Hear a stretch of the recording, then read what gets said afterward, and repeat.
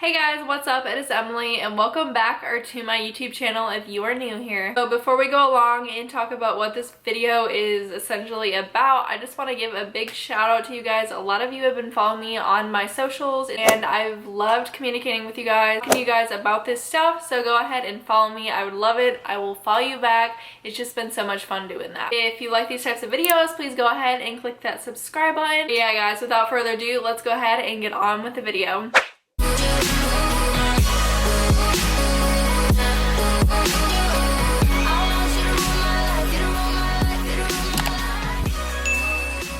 Yes, that Arbonne group did delete me, block me, however you want to say it, from their group.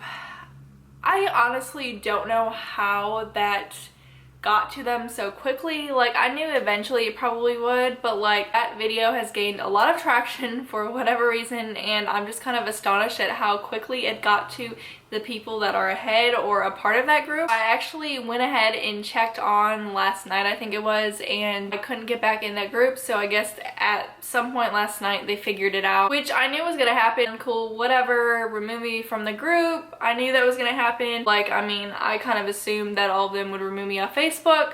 But like the funny thing is, I follow a few of them on Instagram just because of whatever, I don't really keep up with that. I got like a notification this morning from my Instagram saying that somebody deleted a message. Like, you know how you get like those messages that if somebody deletes a message from, like if you were in a conversation with them on Instagram, they deleted that. So I got that message and I was like, huh? Interesting. So I went on my Instagram to check and there was nothing there, obviously, because they deleted it. So I was like, I wonder if like people that I had in contact with like a year and a half ago when I essentially started my Arbonne business deleted something. So I went and checked the people I followed, and they completely blocked me. I couldn't even enter their name into the Instagram search bar, and they blocked me, right? I figured that would be coming soon if that previous video got to them, but it got to them in 2 days, which is like blows my mind. I didn't think it would get to them that soon, but it did. And so it completely removed me, which I thought was interesting is that they viewed my stories though, which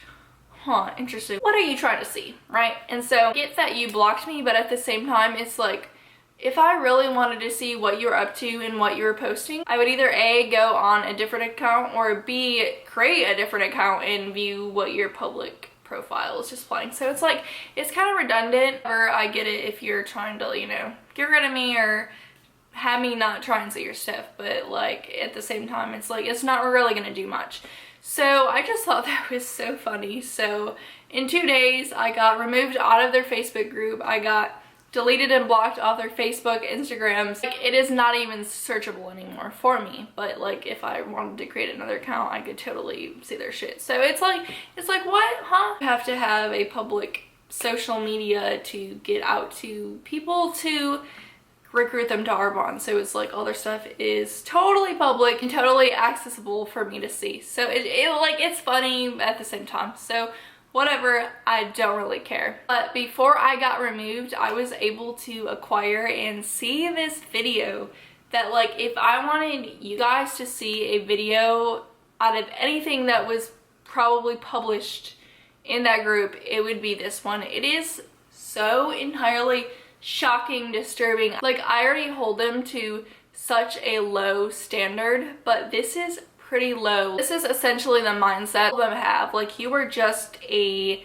business opportunity to them. That's all you are. That is all you are. You are money in the bank to them. So this video right here is explaining that, and I highly recommend all of you stay until the end and watch the video all the way through, because it only gets better and better. So let's go ahead and watch it. I got cut off on the team call, so I just wanted to hop on and just kind of talk a little bit about, or just finish up what I was saying more than anything else. Sorry, it's the end of the night. It's been a very lazy day. Took a nap this afternoon. Whatever. Anyway, looking a little rough. But anyway, what I was saying is basically no one on this team, not anybody on this team, signed up before as a consultant because they wanted to sell products to people. So nobody signed up for Arbonne because they wanted to actually do their job and sell products. Interesting. like maybe you're in love, like madly in love with the products. If you guys are just catching this right now, we talked about it on the team call. Go watch the team call and you'll see it was just a little snippet at the end that I added, but I got cut off and just wanted to like finish my thought process because I think it's important. So no one signs up to be an Arbonne consultant because they love selling products to people, or maybe a couple people do, but generally speaking, that's not the case. So nobody actually likes doing their job, is essentially what she's saying. Even if you have the best testimony of all time, even if you are a person who's had a life-changing experience with your skin or your health or your hair or whatever it is because of Arbonne products, but every single person who signs up does it because there's a tiny little bit of hope. So there is a tiny bit of hope, which they sell you in the beginning. That is what they sell you, the Arbonne lifestyle. So they try to sell you that you might win this car, which is, it has to be in your name. These are payments that you have to make. It is just Arbonne giving you, I mean, it might be like a check. I don't really know how that works, but they give you the money to make that payment. Arbonne has to write you that check every month that you have to make your car payment. And you only get that check from Arbonne every month if you hit that rank every month. So say you have a really shitty month and you don't make that rank, right? You can't make your car payment, you're in a really, really shitty situation, and if you only commit to Arbonne and that's your only source of income and you didn't make enough money to even make up for your car payment, you are fucked. You are fucked in the asshole. You can't make that car payment, and that is your situation. So they try to sell you this lifestyle, free vacations, free car, when in reality, yes, you do have to work for that stuff, but at the same time, if you don't work for that stuff, you could really screw yourself over in the end. Bit of hope in the idea of the opportunity. And this is why it's important to talk about the business. So, tiny mini recap, if you haven't watched Team Call yet, we were talking about how talking about the business to somebody or speaking to somebody about Arbonne is speaking about Arbonne as a whole. It's not just talking about products people or telling them how to sign up as a preferred client. Even if somebody tells you that's what they want, which I get, I know, I've been there. I had the parties in my first few months where I didn't want to talk about the business because it felt uncomfortable to me, or I didn't want to seem pushy, or I didn't want to bother people, or I didn't want people to judge me, or I just cared a whole heck of a lot about what people thought about me. That has since dissolved, thankfully, for the most part, because now I've seen what it's done for my family. But the thing is just talking about preferred client or just products is not enough, because that is not, I mean, that's lovely. And there's room for everyone. There's room for discount consultants. There's room for preferred clients. There's room for regular customers. There's room for everybody in Arbonne. Obviously, I love that. And that's what makes our business beautiful. But that being said, I'm talking to the consultants right now. So they essentially try to get you and sell you with that there's room for everybody. If you just want to sign up to be a consultant just for the discount, like, you can do that, but essentially their end goal is to get you invested in this business and get you invested before it's too late. And if you are not talking about this opportunity with every single person, no judgment from you, no predisposed idea, no deciding who and who doesn't need it, then you are doing a disservice. And here's why. You are doing a disservice if you don't preach this stuff to other people. You are disservicing you are disservicing your family, you are disservicing friends, whoever. Social media, you are a disservice if you don't prey on these vulnerable people to sign up and get them involved with Arbonne. Because I had a very successful career doing hair, and had Kathy not consistently talked about her business in front of me as my client, and then had her daughter Tess also consistently done the same thing and shown me, like, just through their life and their actions. Her and her daughter is preying on this hairstylist that what she is doing isn't enough, and that if she isn't fulfilled enough, that she should get herself in debt and invest in this business of hers. What this lifestyle could look like, which wasn't quite enough, but it wasn't until Sabrina then was the last example for me and showed me what this business could really, really do, the real possibilities with this business, then I wouldn't have done it. I I was a six-figure stylist. I was doing great. I loved what I did. It felt like I had flexibility and it made me happy. It wasn't actually that flexible at all. And I was exhausted all the time and it was breaking my body down. But I wasn't able to see that until another opportunity, Arbonne, was presented to me. So Mo Boger is an amazing, incredible executive national vice president in Arbonne. I think she's executive. Actually, I don't know. Anyway, whatever. She's an MVP at least. I just listened to a training on the VP call this week. She's got an incredible story. You should definitely look her up, Mo Boger. She was a neuroscientist, incredibly financially successful, and she joined Arbonne and stopped doing that to pursue her Arbonne business, which is obviously significantly more lucrative than any other option out there. What she was going to say is that it is more lucrative than an MLM or Arbonne, more specifically. Really, honestly. There are so many people. It's not just people who you think need it, or people who aren't successful, who are struggling, this can be for anybody, and it could be a game changer, a life changer for anybody. This could be the answer to someone's longer life. This could be the answer to happiness. And we are selling people short by not offering the opportunity.